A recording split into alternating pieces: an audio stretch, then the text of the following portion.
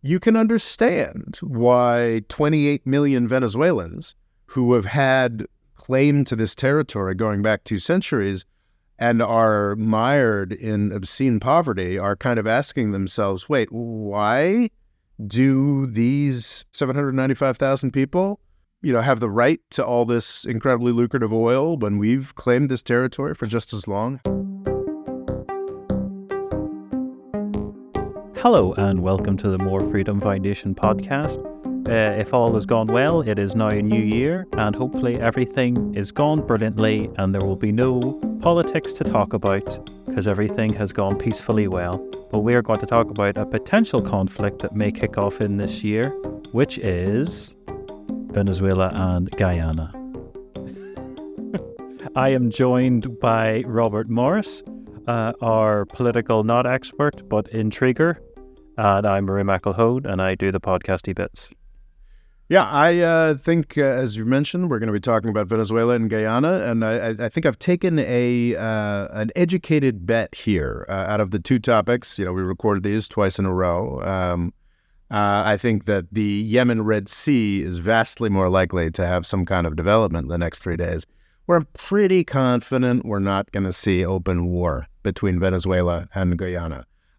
Could be wrong, been wrong about things before, but I think I'm pretty confident that we're not going to see war. And I think regardless, though, we're going to be diving into history here. So even if, in the unlikely event that there is some large-scale jungle war that the United States is involved in the first week of January, this should still be a useful podcast. So I suppose we should dive into it. Where would you like to start, at the big history of Guyana or why it is recently in the news? Well, we should talk about why it is recently in the news, and that is quite simply that Venezuelan dictator Nicolas Maduro is threatening to invade it, is threatening to take the Essequibo region of Guyana, which is most of Guyana. But it did go to a vote, so you can't argue with democracy.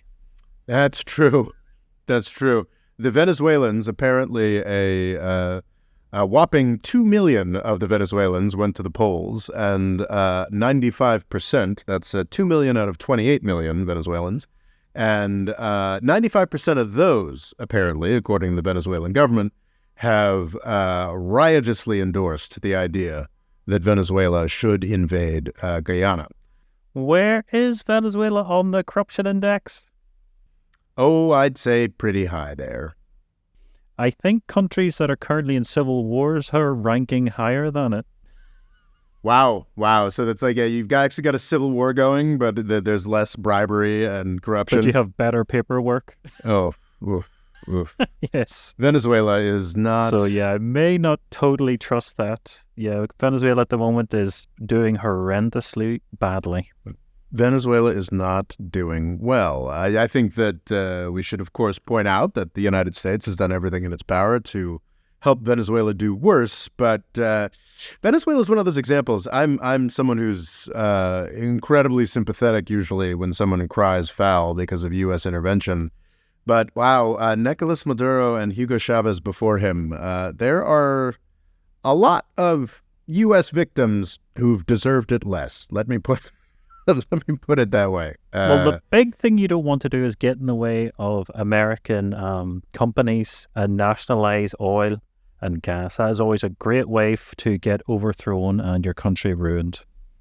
Well, the crazy thing, Rory, is that they're not the first Venezuelans to nationalize oil and gas. They just managed to find a way to do it to provide maximum offense. They managed to do it and be really, really... The United States and those oil companies have, since the 1950s, back in the 1950s, you tried something like that, and you were going to quickly find yourself up against a wall with a firing squad. But, in the 70s, they sort of figured out ways around it. The great example would probably be Saudi Arabia, where the oil companies are still finding ways to profit massively, even though nominally it's Saudi Aramco that does all the, that it's supposedly taking all the money. And in the 1970s, Venezuela did a large-scale nationalization of its oil and gas industry. But because, insanely, Hugo Chavez decided to do that within the context of like, we're Cuba too. We've got a Bolivarian revolution going on here. They basically triggered a whole bunch of very atavistic old school instincts in the United States and U.S. oil and gas companies that have led to the crushing of Venezuela's oil industry. And also, it's not just that. They really did manage to also destroy the state oil company, which had, prior to their administration, been seen as one of the best run public oil companies on the planet. Apparently, a lot of Mexico's oil industry renaissance is being run by Venezuelan engineers because they were sort of chased out of Venezuela. The whole Essequibo issue and the fact that we're talking about it now cannot be discussed with any seriousness outside of the context of Venezuelan negotiations with the United States, because that's what this is really all about. What was so insane about Chavez's whole approach, this is in the first decade of the century. He was initially elected in 1998, I think finally died in 2013. Chavez died and Maduro took power. So Maduro, infinitely less talented than Chavez. He is a knockoff. And infinitely less lucky than Chavez in terms of what world oil prices have been doing, has somehow managed to stay there for a decade. If you ask me, it's mostly U.S. aggression that has kept him there. At every turn, when Maduro's manifest failure should have cost him his job, you had Donald Trump or some other likely-looking U.S. imperialist to start shouting about how the Venezuelans had to get rid of him, which quite naturally made a Venezuelan say, wait, why is the United States trying to tell me what to do? Which has been Maduro's salvation over and over and over again. And what he's looking to do here is find out a way to do two things, one of which is his higher priority to sustain power. But as a lesser priority and as an aid to that, he desperately wants the United States to, certainly he'd love the United States to continue investing, to get back to investing in the Venezuelan oil industry, but mostly he just needs to get United States to drop the Trump-era sanctions against Venezuela that forbid any business or country in the world from doing business with Venezuela. And that, I think, is the context within which you have to understand this Guyana thing. I do want to get into the deep history, but I think first it's to look at the timeline a little bit. The key thing to understand about Venezuela over the past 2 years is that geopolitics have teased Venezuela, I think is the right way to put it, have promised Venezuela, aha, finally you're back in the game. Finally, somebody's going to want and need your oil. The United States is going to have no choice but to let you back into the game. And in both of these instances, those promises have been dashed. It just hasn't worked out that way. The first big moment was obviously February of 2022. In February of 2022, I was making hyperventilating shorts saying the United States must reopen relationships with Iran and Venezuela because we need the oil. The world needs the oil. We have to do that now. And what's sort of interesting about what happened is, despite the fact that, and instantly, the United States started talking seriously about the JCPOA for the last time, the Iran nuclear deal, and started talking to Venezuela. Instantly, the Biden administration was sending real envoys for the first time to Venezuela. What's interesting is that neither of those diplomatic processes came to any fruition, but the Biden administration, basically by just sort of looking the other way, allowed Iran to start selling a lot more oil without interference. This is, of course, it varies by the week. There have also been periods of time over the past 2 years when the Biden administration was straight up hijacking Iranian cargoes. But in the aggregate, the Biden administration allowed Iran to sell a lot more oil to China through Malaysia, through all kinds of backdoors and this, that, and the other thing. And Maduro is such a clown, is such a mess had destroyed the Venezuelan oil industry to such an extent that he couldn't even benefit from that sort of de facto, hey, nudge, nudge, wink, wink, like you can sell some out the back door, it'll be fine. But the Venezuelan oil industry was in such ruins that they weren't able to benefit from that. And the other issue they have is their oil is basically full of sand. It's similar to Canada's oil, so they need a very high price to be profitable, while other countries don't need it as quite as much. So I think Saudi Arabia might be one of the lowest because it's such high quality. And this of course goes into the fundamental insanity of what Chavez and Maduro were doing, was that I think the majority of the refineries in the world that can handle Venezuelan tar sands are in Texas, are in the Gulf. Yeah. So Chavez was always chewing up the hand that fed him, which seemed okay in the context of the China shock and in the context of historically high prices for oil that we saw in the 2010s and up until 2014, and have not seen since and are unlikely to ever see again. And that's sort of the problem for Venezuela, was that Maduro was like, I've made it through, at least the Democrats don't think they're going to win Florida anymore, so, they're not quite as bad. They need my oil now. And then the oil price just sank and sank and sank and sank and sank. And the other sort of horrible thing is they have more oil than Saudi Arabia. In reserves, certainly. But Which it's just like you have all this oil and yet you're one of the poorest countries in the world. It's quite extraordinary, and a quite extraordinary testament to the utter failure of the Bolivarian revolution. A lot of people want to say, it's just socialism, this is what happens. But actually, the Bolivians also opted hard for socialism in the early 2000s, and that's been an extraordinary success. And you can also argue the likes of Norway as well. Well, yes, of course. But in a more local context. So it's not socialism; it is these dumbos. And also getting on the wrong side of the global superpower.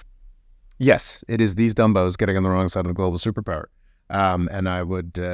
Bolivia was on the wrong side of the global superpower. We did a coup in 2019, and we lost because the socialists had brought real benefits to the country. Venezuelans, not great at stuff. So the oil prices came down, continued to come down, and then in October 2023, Israel invaded Gaza, and a very serious war between the United States and Iran became and remains a much larger possibility than it had been before. So on October 18th, just 11 days after Hamas's horrific invasion of Israel, the Biden administration already, clearly there'd been discussions of this, and this had been in the works since Russia's invasion of Ukraine. But on October 18th, the Biden administration essentially did a deal with Venezuela. Obviously, it's not a real treaty. Neither Democratic nor Republican president. Well, Republican presidents don't try, and Democrats know that they can't get treaties through Congress anymore. But they did a deal. Essentially, the Biden administration promised to significantly alter the sanctions. I believe some sanctions have already been lifted. Certain kinds of business and sales are already able to go forward in return for election concessions. There's a Venezuelan election coming up next year, and Maduro essentially just has to concede that he's going to let elements of this election actually happen. Because that's what I hear the official reason for these American sanctions was, because the last election was so corrupt and illegitimate that America put these sanctions on because they love democracy so much. And if they were to let democracy reign, then America would treat them with respect. Well, the problem, of course, for Venezuela is what they're going to find in what I believe is largely an inevitable democratic, better run future. Nobody's really going to want their oil anymore. And that's going to be really, really grim. Do you know anyone that has oil that the world does really want? Well, yes, the Guyana. You're reminding me of Guyana, the nominal topic of this conversation. But I was about to get there. I promise you. So on October 18th, this deal was made. And every day since, it's been 2 solid months since October 18th, in those first days after, oh my gosh, the U.S. It went close to $100 a barrel. Yeah. Did it? You're right. It got it quickly spiked. Oh my God, the U.S. and Iran are going to war against each other. And then, the Hezbollah guy comes out and says, we're very angry at Israel, but really, Hamas didn't let us know this was happening. So we think Hamas is handling this. It'll be cool. And then boop, boop, boop, boop, boop. And now the oil price is back in the toilet. Yeah, today's high was $80, but it has been hit $80.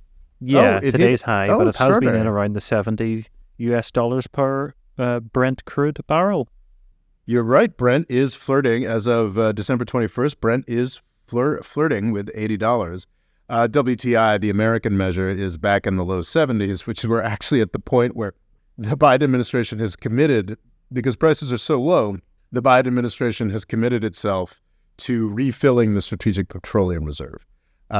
So this is bad news for every oil company in the world and every petrostate in the world. And it's especially bad news for Venezuela, which thought in mid-October, okay, we're good. We just got to make some promises. Prices would stay at 90, maybe 100 again. Yeah, who knows? we got to make some promises that we're not going to honor. But now, coming into November, December, the United States government is like, no, we'll continue to allow you to selling oil, but you're sticking to those promises. This election next year is going to be kind of real. And the Venezuelan leadership is freaking panicking because they thought, finally, nobody is more married to discredited versions of what the oil market should be than an oil producer is. And Venezuela would be one of them. So they just, at every moment, Maduro's like, finally, it's going to go back to the normal, which was the very, very abnormal of the China shock of the first decade of this century. And it's just not going to happen. So this whole referendum on Essequibo, on taking over, I think, 2/3 of Guyana, that took place on December 3rd. This whole agitation across November and December around taking the territory of its neighbor has primarily been about adding another negotiating position. I think a lot of coverage has emphasized, yes, this is obviously for domestic political purposes. This is so as to get some kind of... Venezuela has claimed this for, over 100 years now? Oh, yes, since the British stole the land, which is absolutely what happened. This is absolutely what happened. Britain stealing land? I'm sure. And it is crazy. But the reason that's being brought up is for domestic political purposes. There are regime members of the Maduro government who are saying, oh, the opposition is trying to steal Essequibo from us. He's absolutely using that. But I think what's less emphasized is this is another point in negotiation with the United States. And who's to say it's entirely possible that it's been successful? It does seem like in November there was a lot more pushback against Maduro from the United States, against Maduro's failing to meet certain requirements. Now we're all talking about Venezuela and Guyana, and there's an additional element here. And as happy as some elements of the U.S. military would be to go in and have a war with Venezuela right now, I think, the U.S. State Department, the Biden administration is kind of like, we got enough going on right here. Yes, it's been a busy year. Yeah. And I think we talked about that briefly in the last episode. On December 14th, Venezuela and Guyana sat down and agreed to disagree on the claims, but agreed to not use force. And when you consider... Just angry Twitter posts? Exactly. Continuing angry Twitter posts. Venezuela, apparently, I don't know if they're still moving forward with this, but is attempting to do deals and sell plots of, bundles of prospecting rights to Guyanese territory. I don't think you'd have to be pretty dumb to buy that, but they're trying to move forward with that, accepting bids on territory, this, that, and the other thing. My expectation, the reason that, we're recording this as our second recording today, and I feel confident not talking about it until we go forward, is I don't think much more is going to happen here. I think possibly as a successful gambit by Maduro, he's added another dimension of complexity to this that is making the United States, at least for now, say, maybe we'll talk about the Venezuelan elections when we get a little closer to them, or something along those lines, because he's at least committed to not starting a frickin' war in South America. So it's kind of interesting. Let me say at the outset, because I think I'm going to be sounding a little Venezuelan sympathetic over the coming 10, 15 minutes. At the outset, the principle is incredibly solid. We simply should not allow countries to invade their neighbors. I have a lot of really confirmed opinions against U.S. intervention.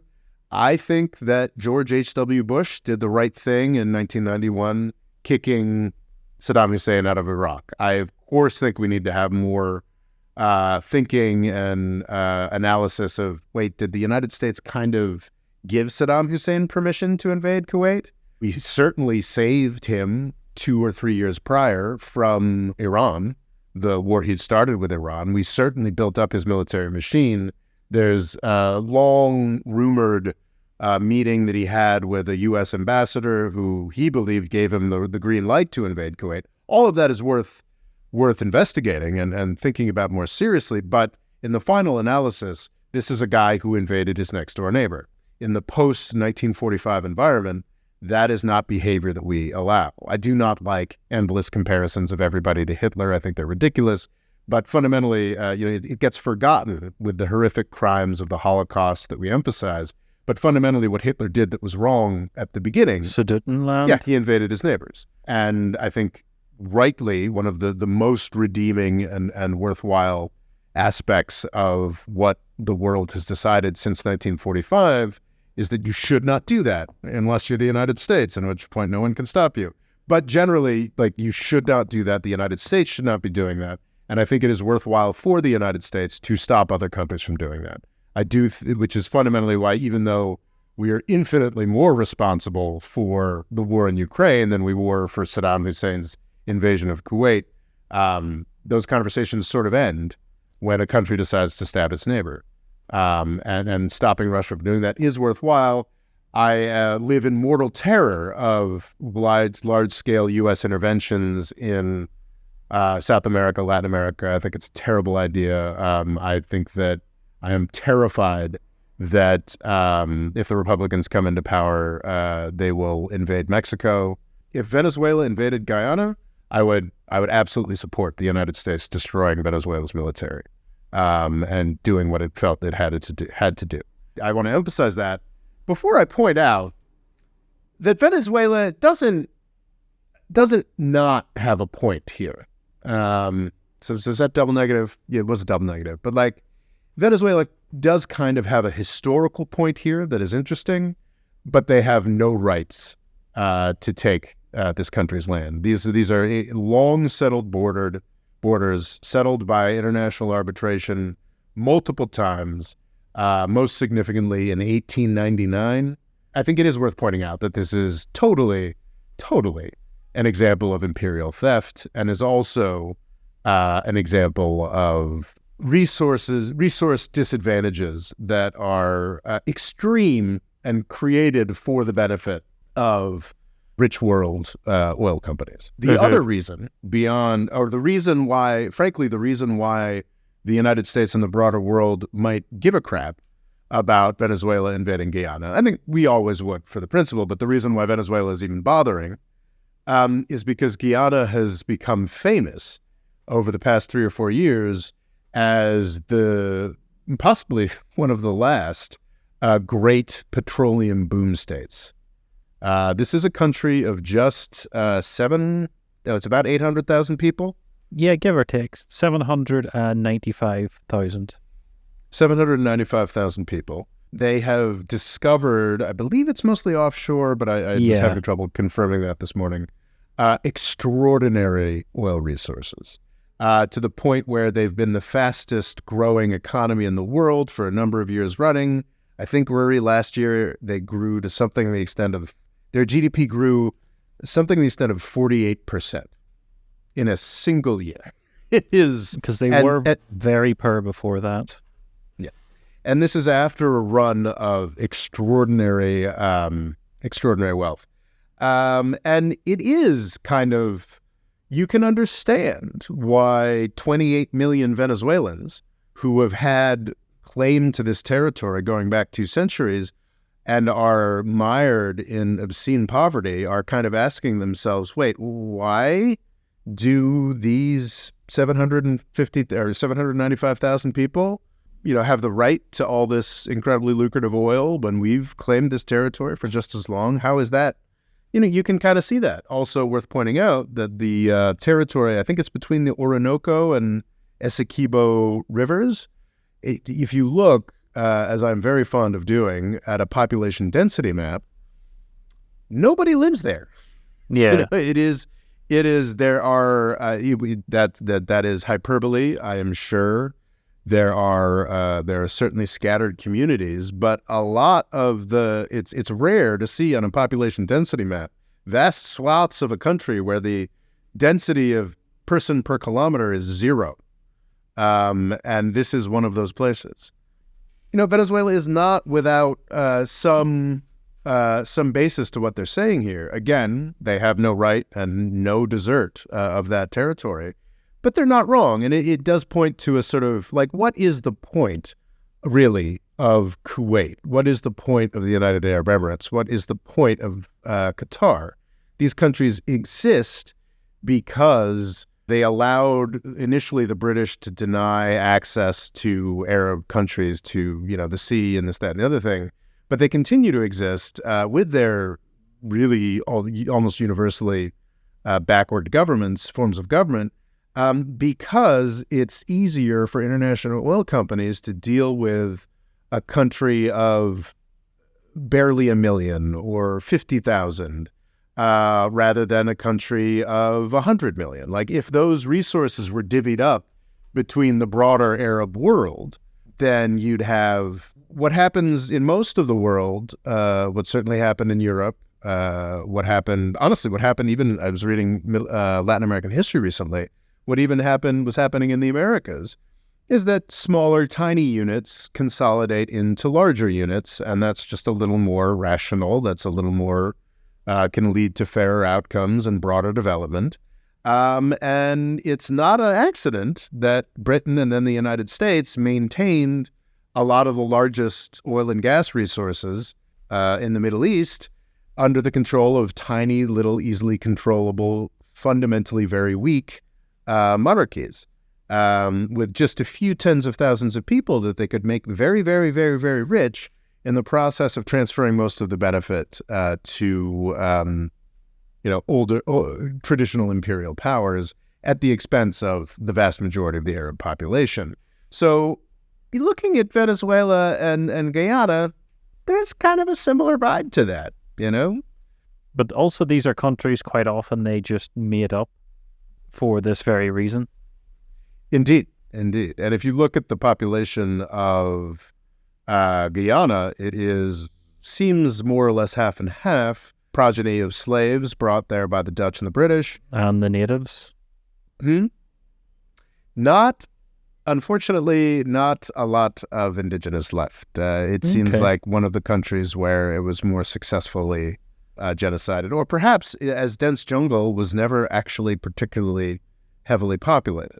I did not look into those details, but it's the progeny of African slaves and Indian indentured workers, not American Indian, but from the Indian subcontinent, brought over by the British after they had more or less abolished slavery. Well, they abolished slavery and then they replaced it with a form of indentured servitude, which is not worse, but not as much better as advertised. Yes, it's still a horrendous situation to be in. I think a lot of, workers in the likes of Qatar from India would be in a form of that today? Exactly. So Guyana started out as a collection of Dutch colonies over the course of, I believe, actually starting before trading hands. There was in the mid-1700s, I think there was the last of the Anglo-Dutch wars. Anglo-Dutch wars that were strangely depicted by Ray Dalio and I think Wikipedia as initially a run of Dutch victories, which is a tremendous misunderstanding of what was actually happening there. Before those wars, the Dutch was a not world dominating power, but a world spanning power of great promise. After that, they were after the Anglo-Dutch Wars of the 1600s. They were manifestly second or third rate powers. And after that final Anglo-Dutch War, it was sort of the British just sort of sweeping up the pieces. But certainly by the end of the Napoleonic Wars, these Dutch territories had been consolidated into British Guyana.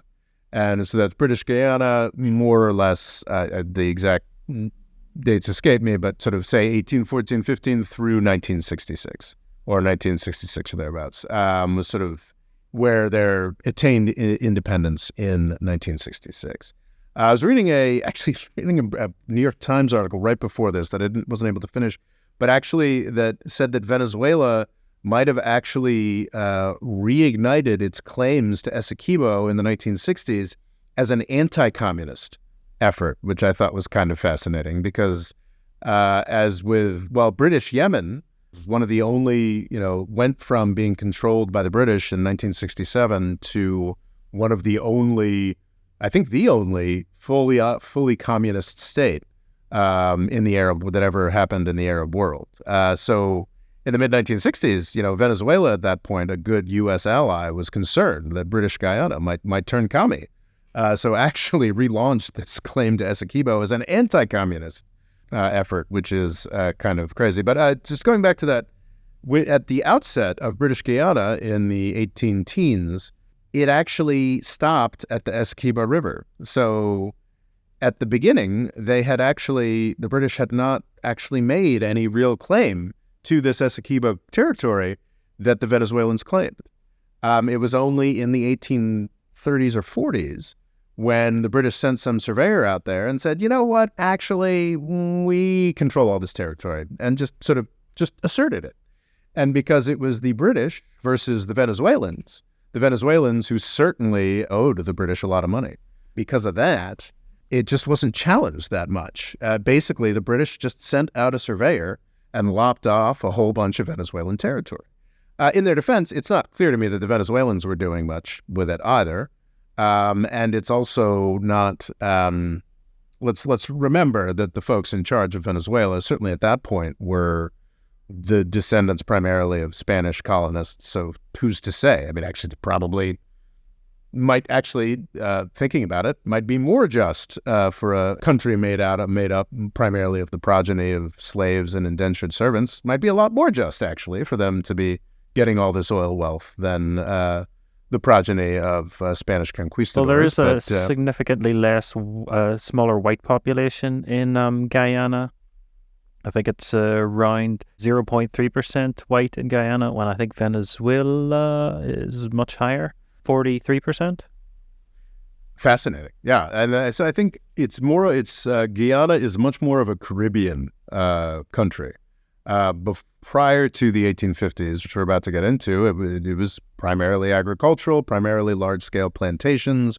When they stopped being able to, when the incredibly small minority of white planters, plantation owners, stopped being able to work those with slaves, they started importing Indians from, India under near slave-like conditions. And that's where that 0.3% of white folks are. A classical sort of Caribbean plantation economy until the 1850s, which is sort of the point where, I think honestly in the 1830s and 1840s, the British were like, this was, even by our own standards, this is kind of ridiculous. Like that we really just sent a surveyor out there and lopped off a tremendous swath of Venezuelan territory.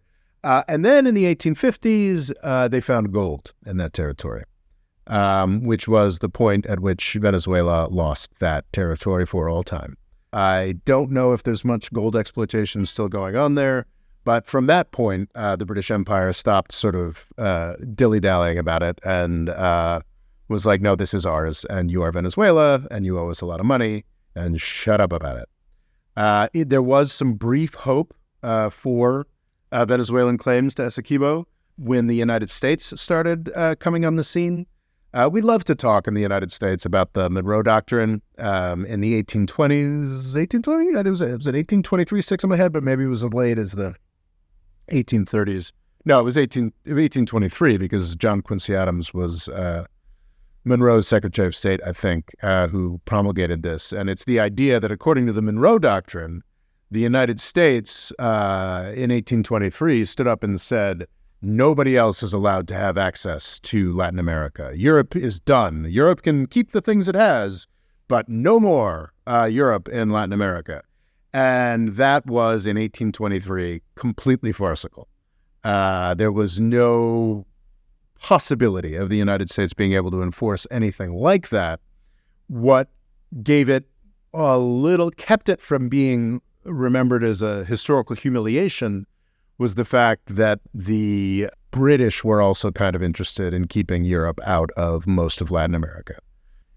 Over the course of the 19th century, the Monroe Doctrine became more and more of a reality in the Caribbean. So directly in the neighborhood of the United States. Of course, in the 1840s, the United States took Texas, New Mexico, California from Mexico. And in the Caribbean and in Cuba, U.S. influence grew. But I was reading history of Latin America recently, and I think this probably overstates it a little bit, but the author says that in South America, the United States was not the big dog. It was still the British until the 1940s. I think that overstates it a little bit, but the United States, so the Monroe Doctrine wasn't really real in South America until the 1940s. I think that's a little late, but I would say until World War I. It got there, kept at it. It got there, yes, with, in many cases, quite horrific results. By 1899, Venezuela is, of course, at the top of South America, is kind of, Caribbean adjacent, if you will. I think geographically that's the case. At that point, the United States was beginning to have real influence there. The United States had become the largest economy in the world, and the United Kingdom was beginning to see the writing on the wall and was becoming more and more interested in catering to the United States.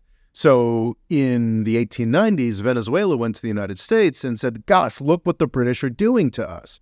And the British did the kind of thing I wish the United States did more of today, instead of we're just going to, do a mass murder. What the British did was said, well, you know what? You're right. We'll submit to arbitration. And because it was a vastly more racist era than our own, the arbitral panel consisted of two Americans, two people from the United States who would stand up for Venezuela, two people from Britain, and then the presumed indifferent or presumed unbiased Russian, who was going to be the fifth person who would be doing the deciding. The Russians promptly did a backdoor deal, and the United States had to go to Venezuela and say, gee whiz, I'm sorry, but we got you like the mouth of a river. And the arbitral award in 1899, which the British were like, as a concession, were like, of course, let's submit this to arbitration and then control all the details of the arbitration. A technique through which the United States could easily run the entire world at minimal cost, and somehow neglects in favor of extermination projects and the murder of millions. But anyway, I digress. So in 1899, that was sort of the point at which that border got set. And again, Venezuela can make a really great case that they got screwed. It's a defined country at this point. It's a border, it's a defined country, and revising that sort of thing is just simply not appropriate. Also, it may have some physical difficulties. So the Venezuelan army ain't what it used to be. Yeah, to say the least. Talk of a lot of desertion, although it doesn't have a big population to overtake. Do you know what are some of the trickiest places to battle in? Some of the trickiest places to fight in are mountains, jungles, deserts, Arctic regions, amphibious landings, and urban areas. And Venezuela may have to do 3 of those because Guyana is quite mountainous to jungle area, and also it may have to do an amphibious landing to compensate for that. So it may be very difficult. Also, if it's wanting to take some of these, say, oil platforms that belong to the Chinese or America or Britain, say, it might get a little bit of kickback. Yeah, let's say the least. To say the least. I think in Venezuela's favor is, at least on paper, very savvy to point towards desertions and general mismanagement. Yeah, I mean, this is a government that ran the world's best in class state oil company into the ground. It would be strange to expect their military to be in much better shape. But nominally on paper, Venezuela has a military of about 150,000 people. The Guyanan military amounts to about 3,000 people. But the details here, and I think this was first introduced to me in the Costa Rican context, and I think it is actually something I am rather proud of about use of U.S. military power, is that I think there's been a number of instances. I think you had mentioned earlier that Costa Rica and Nicaragua have issues. Nicaragua has claims to some parts of Costa Rican territory at some point, if it was the 70s or the 80s, or maybe it was the 60s or the 50s, whatever government of Nicaragua, they've had a run of not very great governments with a lot of encouragement from the United States. Whatever government decided they would win some nationalist points by going to war against Costa Rica, which didn't have a military. And the United States simply flew in a wing of F-16s or whatever it was at that point and landed them in Costa Rica, and Nicaragua shut right the heck up. And I think that's very much the situation with Guyana. Since Maduro renewed these threats, sort of over the past month or so, the U.S. military has been very straightforward about, we are stepping up our cooperation with the GDF, the Guyanese Defense Forces. I believe there have been U.S. military platforms distributed around Guyana. I mean, there's no real question. This is Maduro is looking for domestic political points, looking for points in his ongoing negotiations with the United States. He is an idiot. He's very bad at government. He's very bad at a number of things. But he's still alive, so that's worth something.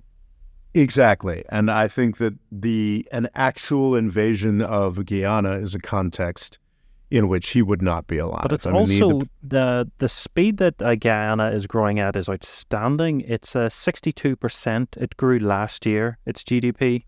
Oh, that's extraordinary. It's possible it could reach 100%. Because it's such a small country with so much oil, and all these companies from all around the world are just pouring money into it. It could, its military could be like some sort of bizarre cyberpunk thing with drones and, considering it's so small, it might invest in the top gear and all these oil companies. So it's, who knows what will happen. They could arm themselves to the teeth with this threat in a small amount of time. Well, that's an interesting, really interesting question that came up in a science fiction book I've been reading recently, which is, how do you police and guard territory where really nobody lives? If the Venezuelan military were trying to, push tanks and the resources you need to plant a flag somewhere in Guyana, or start up large-scale or take over large-scale resource exploitation facilities, as you said, the cyberpunk, a number of drones could have tremendous damage, to the point where it'd almost be disappointing to the U.S. government. No, we wanted to use our F-35s. And sorry, we destroyed the entire Venezuelan military with the contents of a Best Buy. Best Buy is a electronics retailer in the United States. I think also, one headline that made me laugh was a Venezuelan patrol boat got sunk because it accidentally rammed a cruise liner that had a reinforced hull. It was trying to sort of go up alongside it. I think it wanted to threaten it some fashion, but instead got in front of it, and then the cruise liner sank it. I think that was maybe 2014. Yeah, it's important to remember that there's real suffering to the Venezuelan people, but man, Chavez and Maduro, it's funny stuff. It's just their complete incapacity. And I mean, they're clowns. They're clowns, and they've really damaged their country.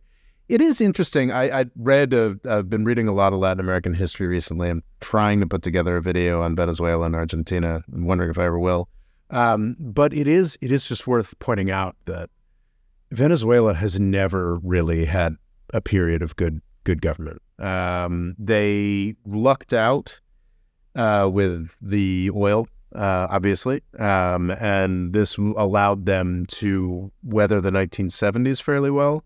Most developing countries in the world suffered mightily during the 1970s. Any non-large-scale oil-producing country in the world suffered mightily in the 1970s, including some that did. The United States was still producing a lot of oil and still went through a really bad decade because of the oil crisis.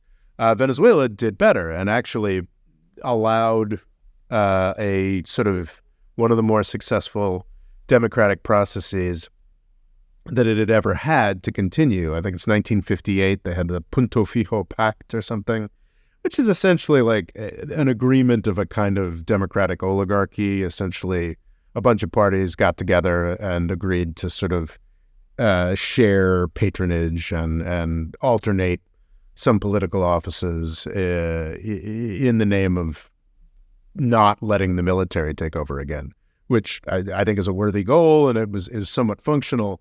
But I think there's a lot of really rosy hindsight about this period of quasi-democratic success.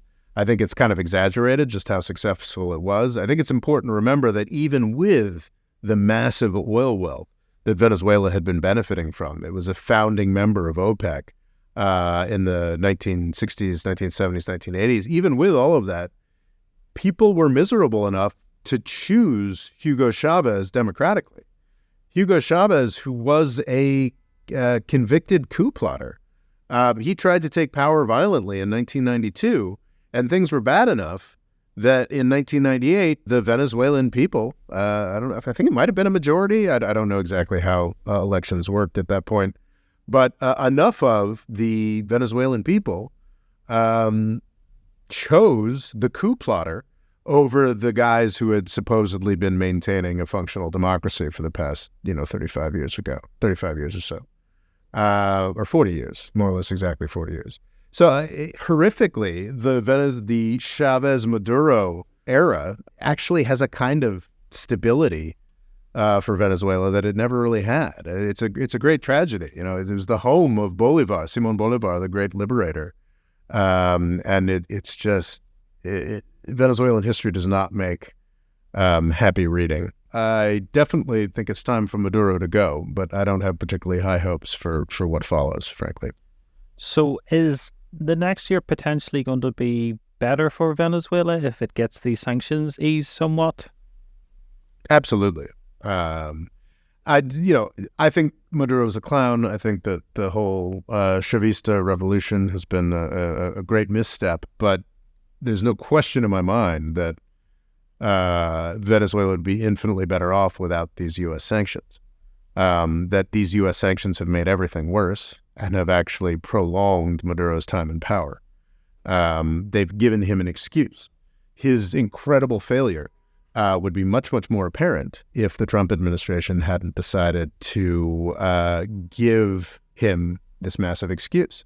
He's like, no, it's the capitalists. No, it's evil Donald Trump, which fair description, who's done this to you. It's not me. It's not me.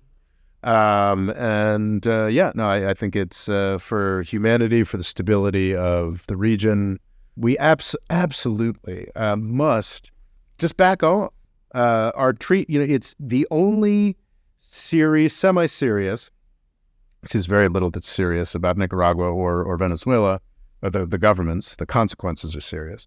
But the only, semi-serious committed left-wing dictators or wannabe dictators or dictatorships in Latin America are the places that the United States has targeted the most. Nicaragua, Venezuela, and Cuba. We know that the process of aggression, coups, picking a new president, a new fake president, the way Donald Trump did for Yeah, Venezuela. but you can't let the country decide for itself. America knows these things better. Right. And if they decided for themselves, they'd do terrible things like elect the guy who's more pro-American than the Republican Party in Argentina.